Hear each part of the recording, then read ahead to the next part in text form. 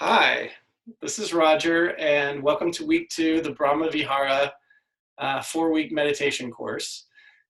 This week is about the second Brahma Vihara, which is compassion. And compassion in Sanskrit, in Pali, which is an even older language, I'm told, is karuna.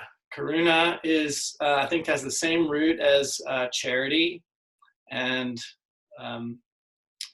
it's my daughter's name is Karina, so it's one that means a lot to me. And Karina comes from care, dear, caring about others, right? And so it's the second of the Brahma Viharas, and it's considered to work really hand in hand with the first one, which was loving kindness. Loving kindness, to sort of go back and review just a little bit, that's called metta.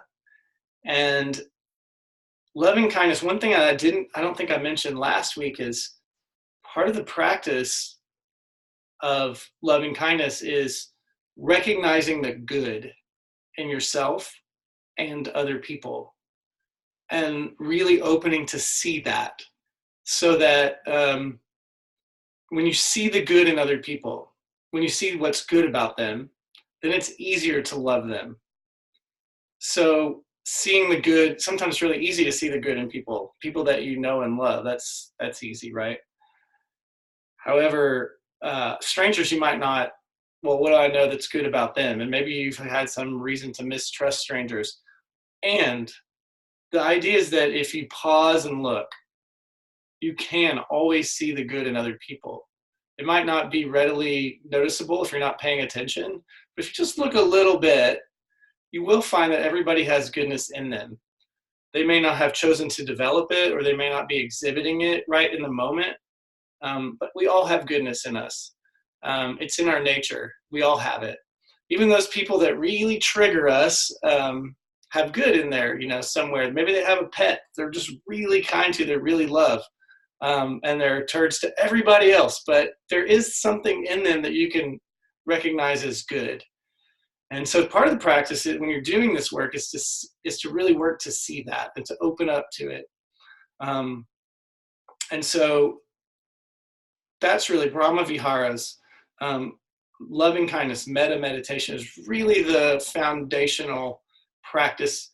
And then all of the other 3, really start from the idea that you could see the good in other people, or that you are able to recognize it and open your heart to it. So if you need more practice with that, and I think we all do, feel free to go back to that. And if you are finding that, like, as you're going through loving kindness meditation, as you're going through it and you're getting stuck on yourself, or it's hard to see the good in yourself, or it's hard to, you're hard on yourself, or someone that really upsets you, then you can work on seeing the good in them. And if you're still struggling, then you just back off and just work with the people, the neutral people, the people that you know a little bit, the people you love, and you start to develop it, right? You go down to the end of the weight rack and get the small weights until you get enough practice to, like, all right, I'm going to go for my least favorite politician, or the person who's really irritating me at the moment. And then you can work on seeing the good in them, because even the people that I know personally that that I may have a beef with, or that, like, really triggering me in some moment, or have over time, if I really work at it, I know that there's good in those people. I'm just frustrated with them myself, and some aspect of them, or some aspect of them that they've shown to me. So if you love someone and you see the good in them, compassion is, on the other hand, you also can see when they're suffering. And compassion, karuna, this practice requires that we see it and that we acknowledge the suffering or the pain that other people and that we have ourselves.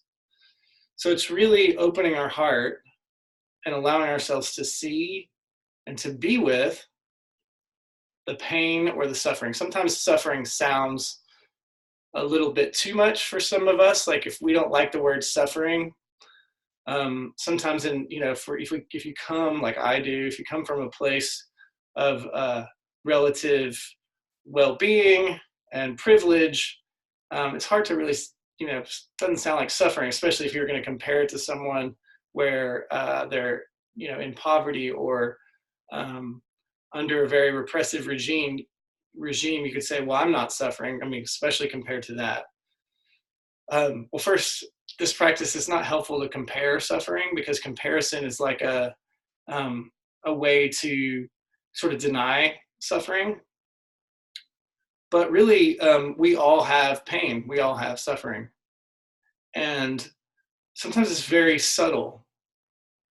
Sometimes it's very subtle and low grade. Sometimes it's very acute. Like if someone that you love dies, you're going to suffer. Or if you've had a heartbreak or some trauma, right? Physical, emotional abuse, then you're going to suffer. And yet some of it's also much more subtle, right? Could be just the little stings that add up over time and that we don't want to see.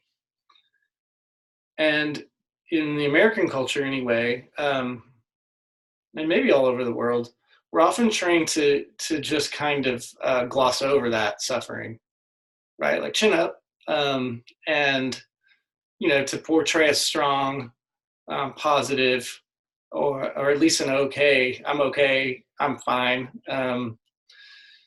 When really, if we pause for a minute, we could acknowledge, we could open up to like, actually, I've got some stuff I'm dealing with. So the work of Brahma Vihara, the second week, let's call it the second pillar, compassion, is to acknowledge that. Buddha said he only really dealt with two subjects. Only two subjects were of interest to him. That is the causes of suffering and how to eliminate them. The causes of suffering, or the cause of pain, and how to eliminate it. So the work here is seeing the pain, because in order to get to the cause, in order to do anything to eliminate it, you have to first acknowledge it. It's one of the universal principles that, to be human is that we will suffer sometimes. And that it's not all suffering, but everyone suffers. Everyone has pain. Everyone is going through something. I've heard it said, maybe you've heard it said, that everyone we know is fighting a secret war inside. So not to judge them too harshly. That kind of lines up with compassion. And if you remember, I talked about last week, is that Buddhist principle is that everything is interdependent. We're all connected. And so in some way, your suffering is my suffering.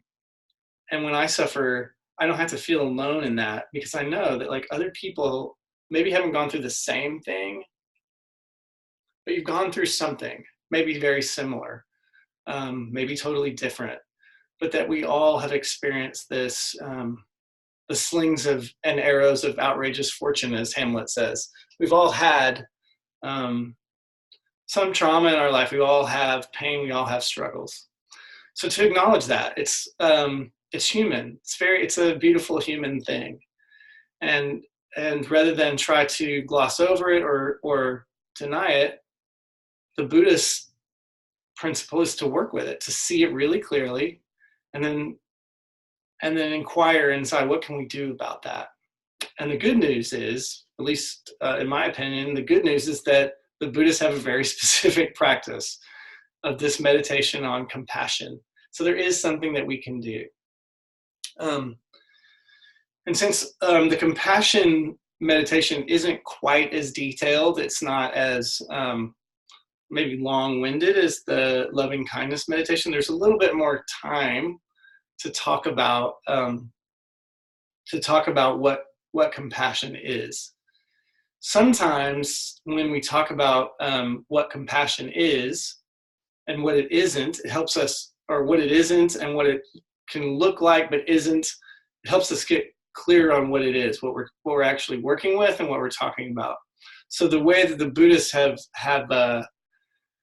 talked about this over time is that compassion has what they call the far enemy, which in other words, it's almost the opposite of compassion. And there are a few of those. One is cruelty, right? The far enemy, the thing that keeps people from being compassionate is cruelty. And I think most of us, aren't cruel. Most people are not cruel. Although, if we look back, maybe we've done some cruel things over time, right? For whatever reason, because probably we were suffering. And maybe most of us have even, if you think about someone that you don't like, when something happens to them, we might have even celebrated a little bit, even if we don't want to admit it. The Germans came up with the term for it. It's called Schadenfreude. It means I'm happy when you're suffering. And we don't want to admit that, but sometimes, like when someone has really pissed us off, like let's say our favorite politician doesn't get reelected or has something go wrong in their career, we might, on the inside celebrate or rejoice a little bit. That's actually also an enemy of compassion, right? If we're celebrating, then we're not being compassionate. We're actually being something closer to its opposite, what they would call the far enemy. Another far enemy, which is maybe less obvious because it doesn't always have an overt action, is aversion, avoiding. It's like when you see suffering and you just go the other way. Like when the homeless person may be coming toward you on the street and you just cross the street, or at least in my town, there's almost every corner has the resident homeless person, pretending that you don't see them. And that way you can avoid whatever it is that is being asked of you. And there may be a good reason for that, like if you don't feel safe or something. And that's just an analogy of a bigger thing. Sometimes, with TV, you might just change the channel because you think, well, it's too much. I don't want to see all this terrible stuff happening. So if we're avoiding it, then it's also not compassion. So those are more clearly not compassion, but aversion almost is as much as an enemy of being able to be truly compassionate as maybe even cruelty is, because you're not causing it, but you're also just not acknowledging it, not accepting it. And part of the reason you might not want to see it comes in line with what's called some of the near enemies. The near enemies look a lot like the thing, but they're not the thing. They're like an imposter almost. So there are a few near enemies of compassion too. The first near enemy of compassion is pity.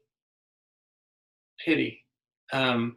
Feeling sorry for someone, but specifically feeling sorry for them in a way that's detached and that is often superior to, right?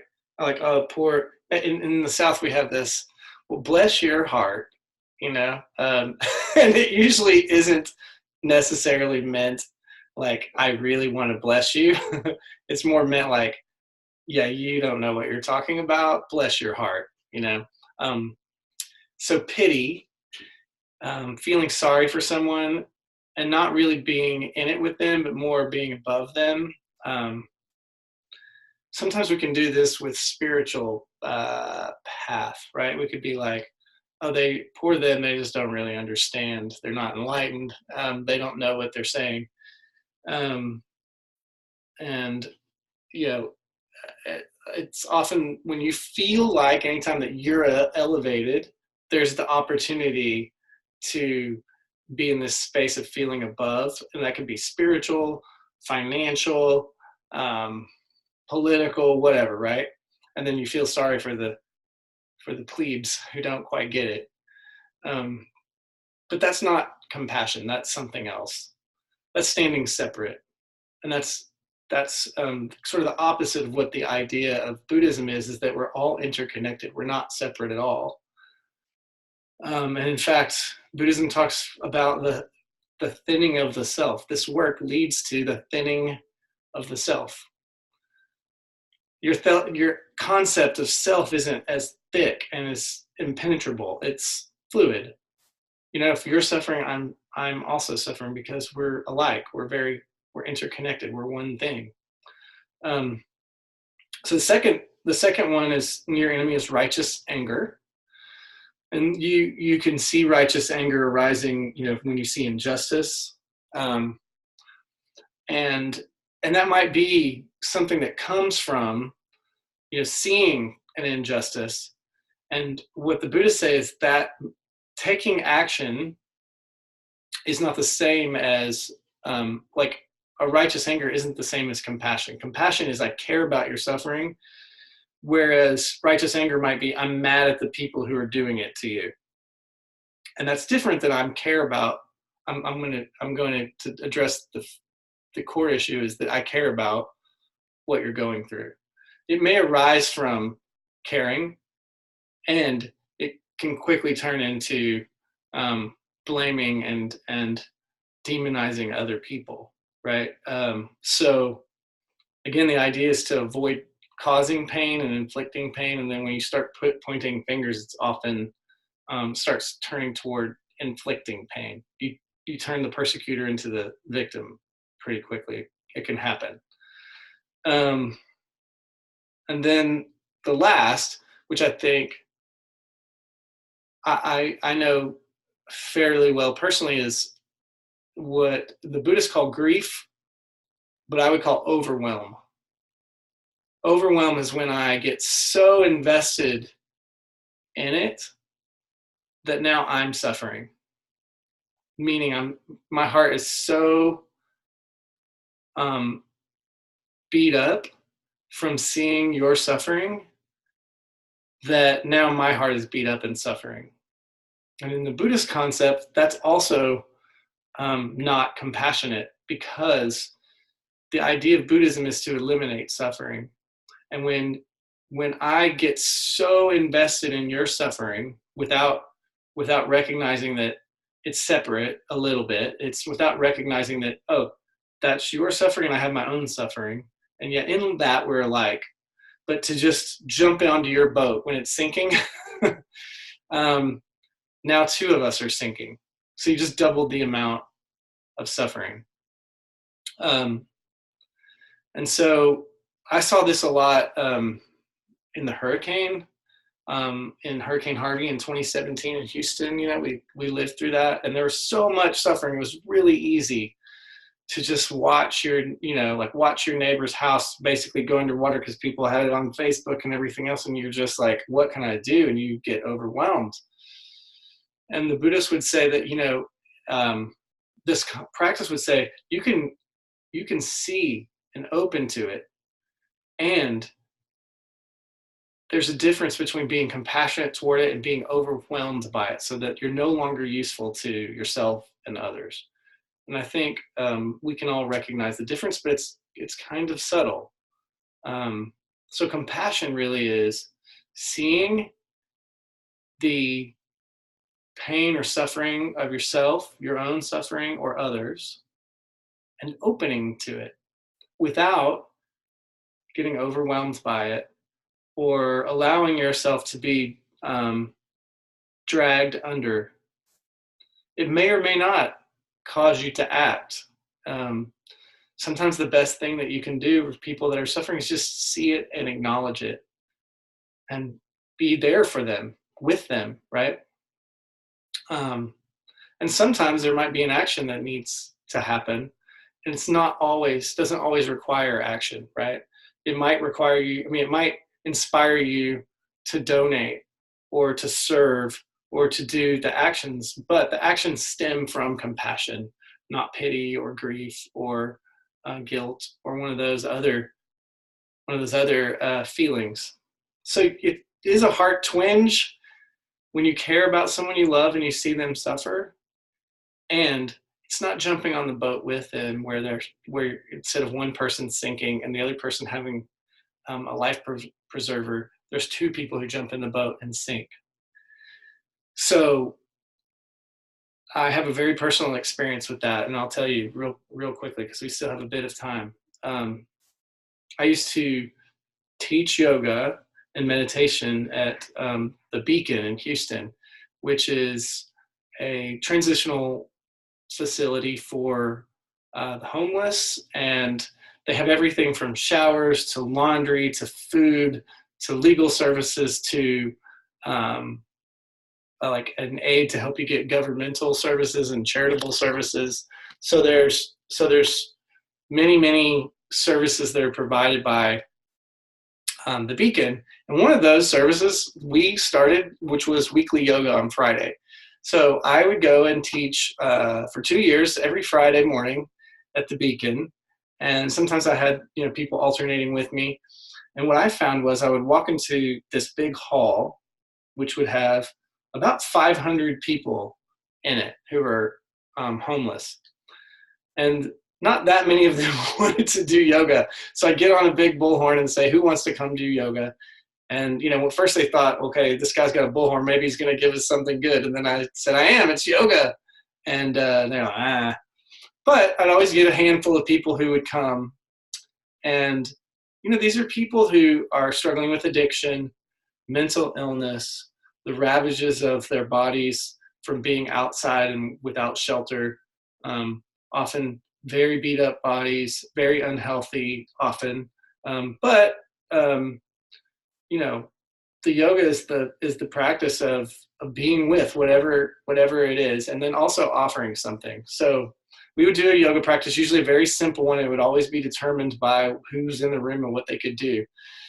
And sometimes during the class, people would start walking around or yelling or very actively having withdrawal issues, and it was pretty intense. And so as you're trying to guide them and give them support, sometimes the feeling would be really heavy after.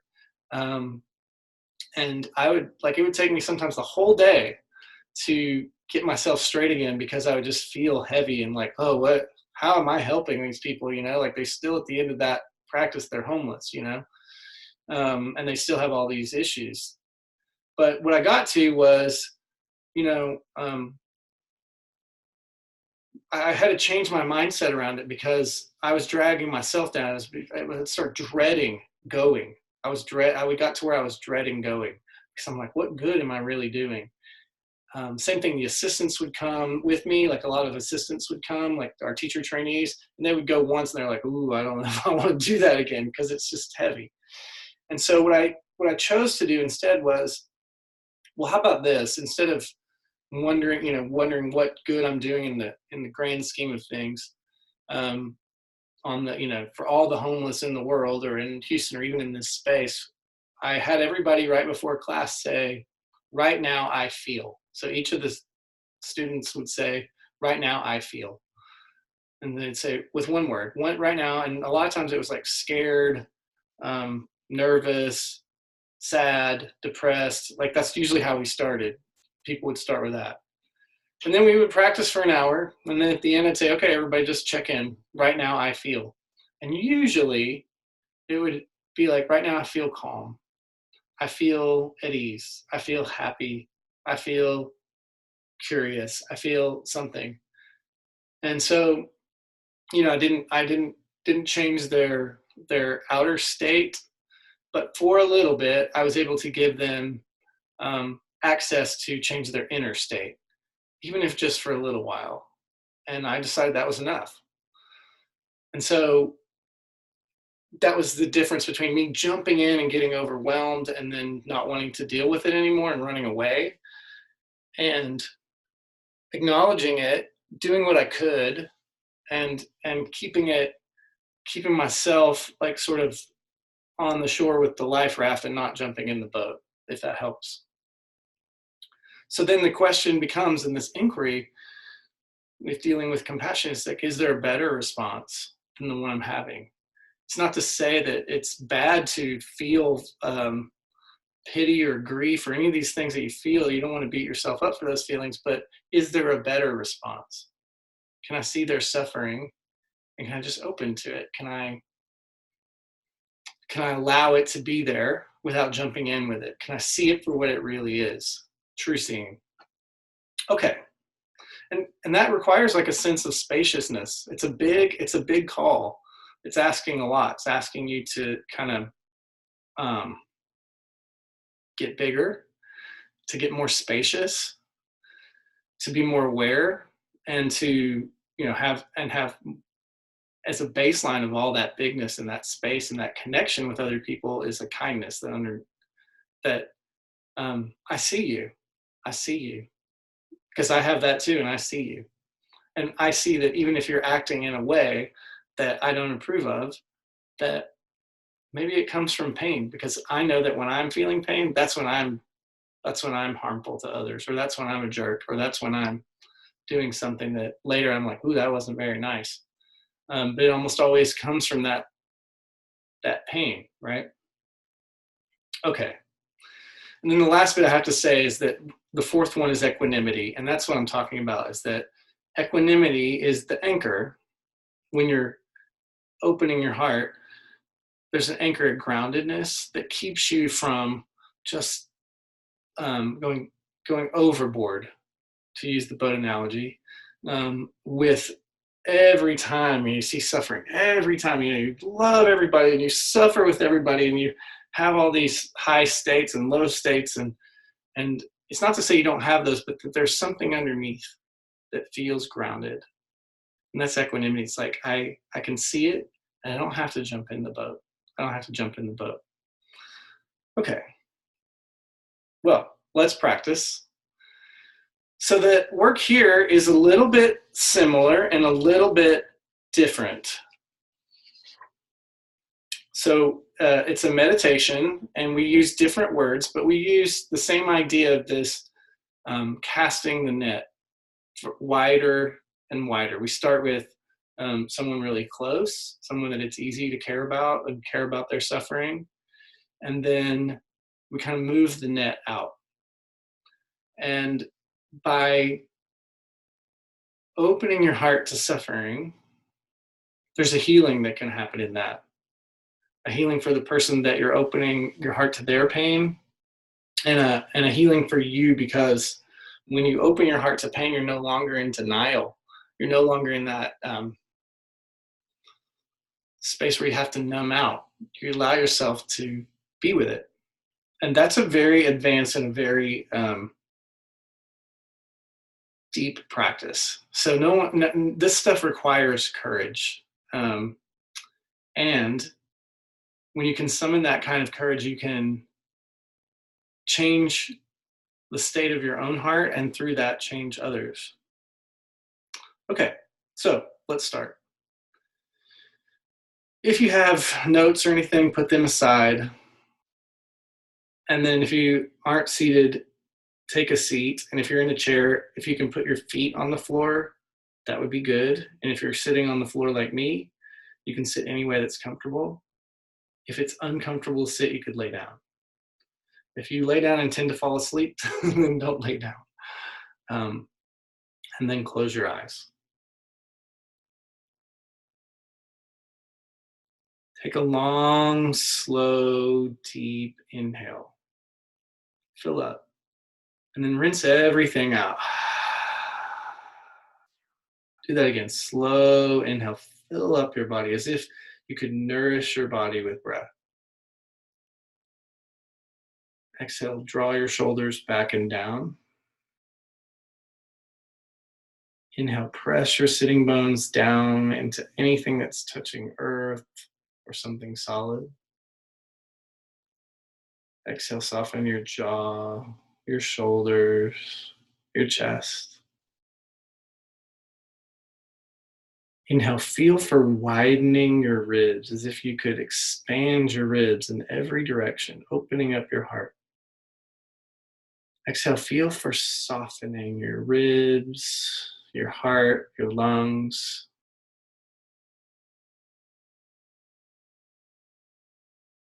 Feel for a sense of anchoring into the earth, into something solid.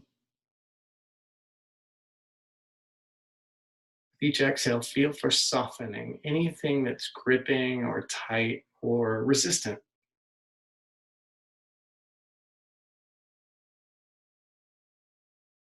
Soften the backs of your eyes, your tongue, your teeth, and begin to soak your heart in breath like a rain shower, rinsing out your heart, making space.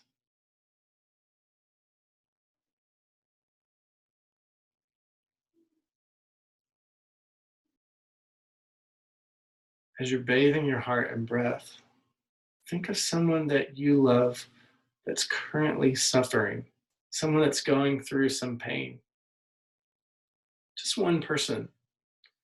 First one that comes to mind is great, but someone that's currently that you love, that you know is having a struggle right now.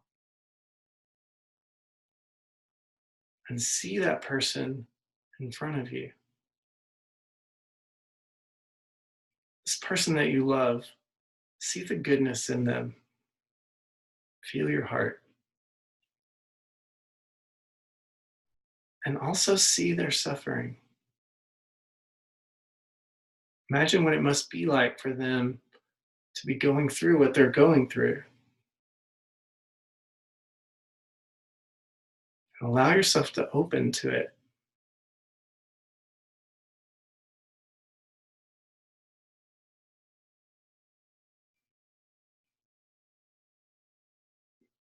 And as you're breathing into your heart, seeing the pain of someone that you really love, internally, say to this person, I care about your suffering. I care about your suffering.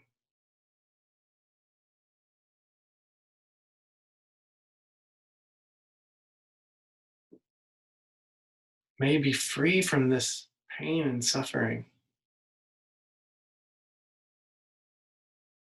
And then you can determine what it is that you think they need. If it's strength, may you have strength. If they're sick, may you heal. If they're having financial difficulties, may you find a way through to have all that you need.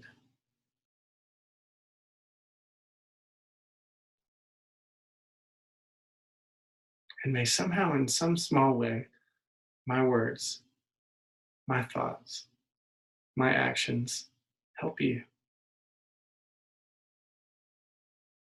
Simply feel what happens in your own heart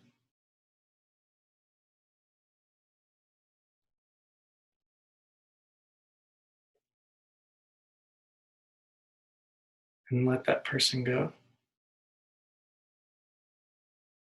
Now think of someone who has helped you on your path, someone who you know, a mentor, a teacher,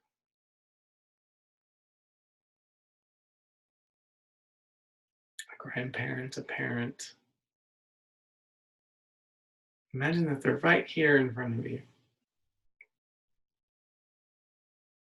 As you're breathing into your heart, see their goodness. Feel the impact of their goodness in your life. And also see their struggles, their suffering,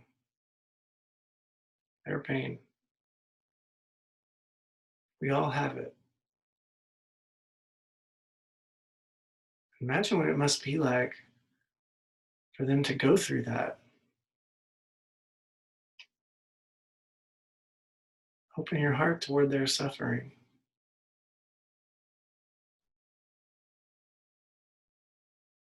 And internally say to this person,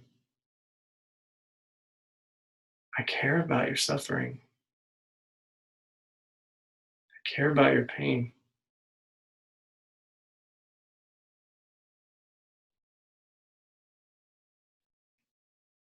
May you be free of this suffering.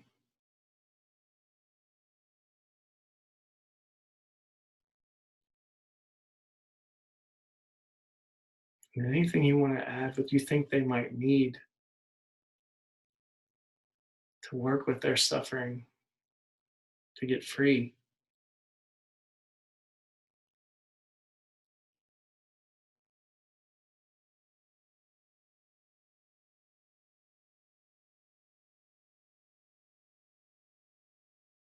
And may somehow, in some small way, my words, my thoughts, my actions help you in your suffering.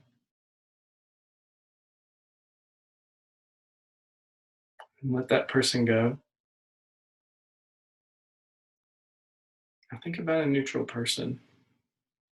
You can use whoever you like, someone that you don't know or have particular attachments to, but you know of them. And see that person very clearly right here. See their goodness. We all have goodness. If we look, we can see it. And also see their suffering, their struggles. Open your heart to it.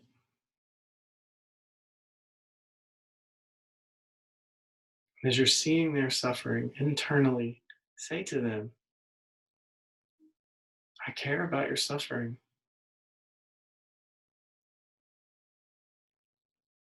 May you be free from your suffering.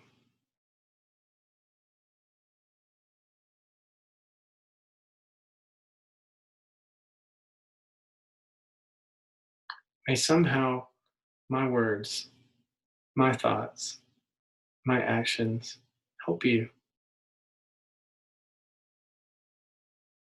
and feel what goes on in your own heart.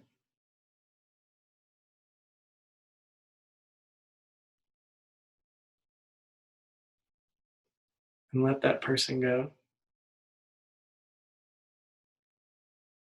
And now see yourself as if you're standing in a mirror. See yourself fully. See your goodness. You have so much goodness inside of you. See that.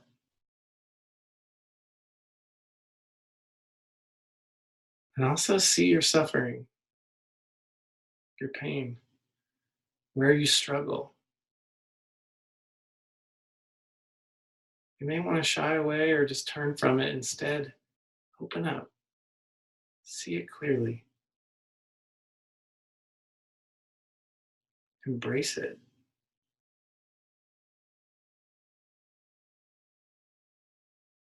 It's part of being human.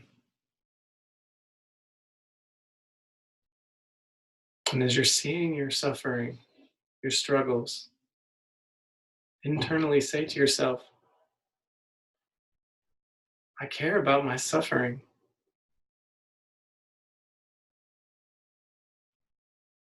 May I be free of these struggles, this pain.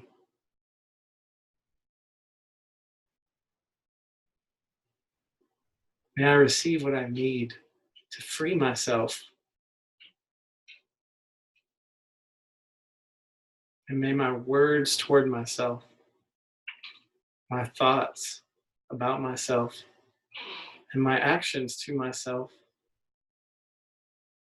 help.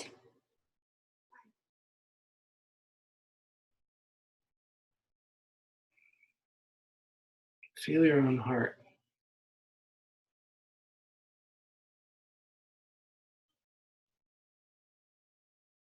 And now let yourself go. See a difficult person, someone that triggers you, someone you struggle with? Just the first one.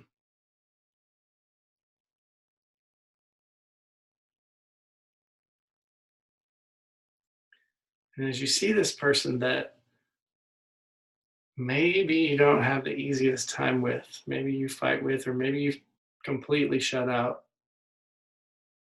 see their goodness.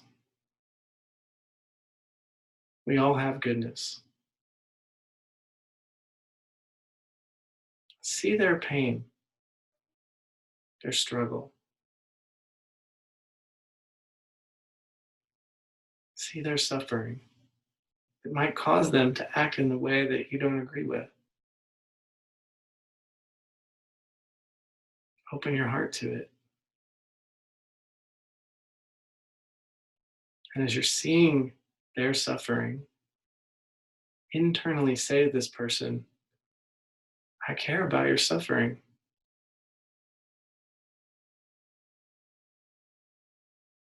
May you be free from your suffering.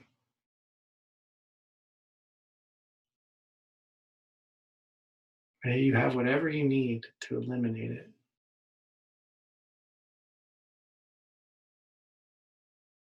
May somehow, in some small way, my words, thoughts, and actions contribute.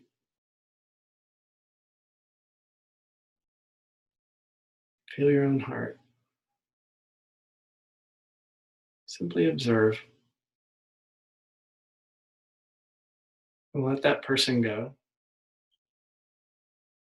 Now imagine all beings, the people that are very close, people that are very far, the people in places where you know there's an enormous amount of suffering, people in your city, people in your state.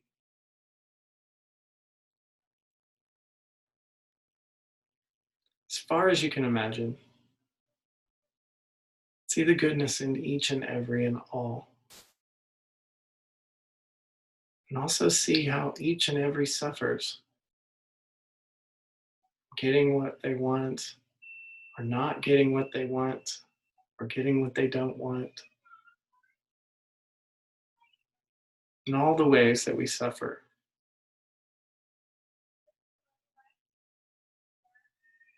And as you're imagining all beings and they're seeing their suffering, internally say to them, I care about your suffering.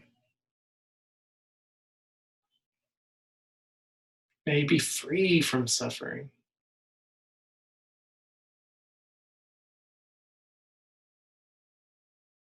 May you have what you need to alleviate your suffering. May somehow, in some small way, my words, my thoughts, my actions contribute.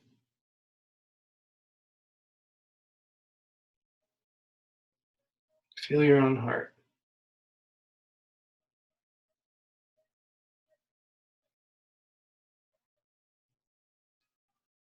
Bring your hands to your heart. Soft bow of your head. Inhale, reach your arms up, stretch up. Exhale, land your hands at your heart.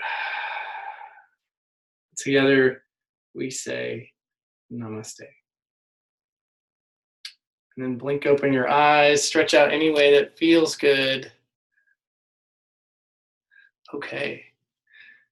Well, technically, we are out of time. So I'm going to stop the recording, but I won't end the meeting just yet. And then that way, if anybody wants to share, you can. So I'm going to stop the recording now.